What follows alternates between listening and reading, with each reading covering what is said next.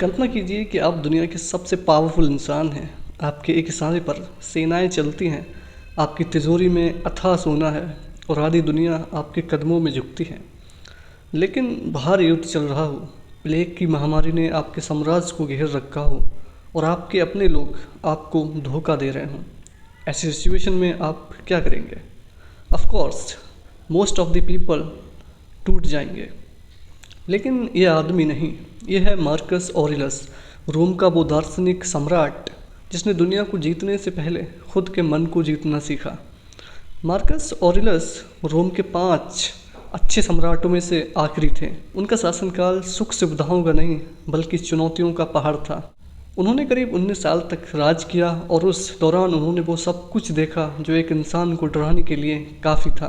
लेकिन उनकी सबसे बड़ी विरासत उनकी जीत नहीं बल्कि उनकी एक छोटी सी डायरी थी, जिसे आज हम मेडिटेशंस के नाम से जानते हैं। साथियों, हैरानी की बात यह है कि मार्कस ने अपनी डायरी मेडिटेशंस कभी पब्लिश करने के लिए नहीं लिखी थी। यह उनकी निजी डायरी थी, खुद से की गई बातें।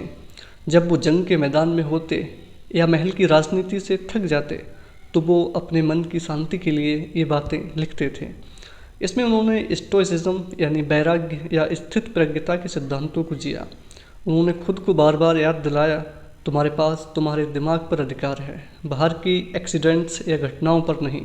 इस बात को समझो और तुम्हें ताकत मिल जाएगी। मार्कस के जीवन से हम 3 बड़ी बातें सीख सकते हैं जो आज के दौर में उतनी ही सच हैं। नंबर 1, नियंत्रण का सिद्धांत, डिकोटोमी ऑफ कंट्रोल। मार्कस कहते थे कि हमें उन चीज़ों की चिंता करनी चाहिए जो हमारे कंट्रोल में है, जैसे हमारे विचार, हमारे कर्म।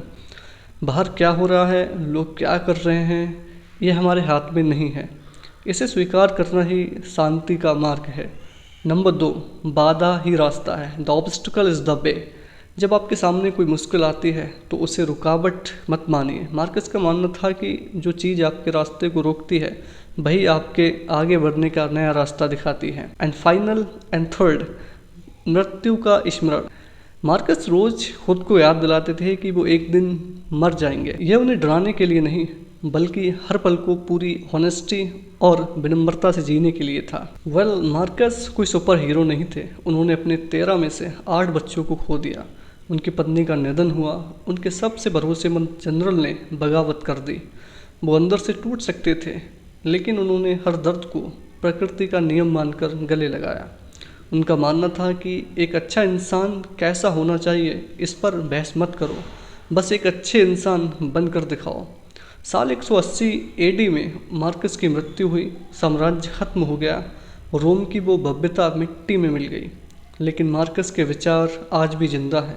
सिलिकॉन वैली के CEO से लेकर ओलंपिक एथलीट्स तक आज भी लोग उनके शब्दों में सुकून और दिशा ढूंढते हैं। अगर आज आपकी लाइफ में स्ट्रेस, एंजाइटी है या आप किसी मुश्किल दौर से गुजर रहे हैं, आप मार्कस की वो बात दोहरा सकते हैं। सुबह उठते ही खुद से कहें, आज मुझे ऐसे लोग मिलेंगे जो चिड़चिड़े होंगे, कृतज्ञ होंगे और स्वार्थी होंगे, लेकिन वो मुझे नुकसान नहीं पहुंचा सकते क्योंकि मैं जानता हूं कि व्हाट इज़ राइट।